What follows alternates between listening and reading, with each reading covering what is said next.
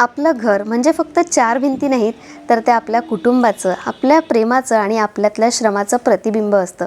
दररोज थोडा वेळ घरासाठी दिला ना, तरी ते आपल्याला खूप सारी शांतता, पॉझिटिव्हिटी आणि आनंद परत देतं. स्वच्छतेतून मिळते सकारात्मकता आणि नीटनेटकेपणा.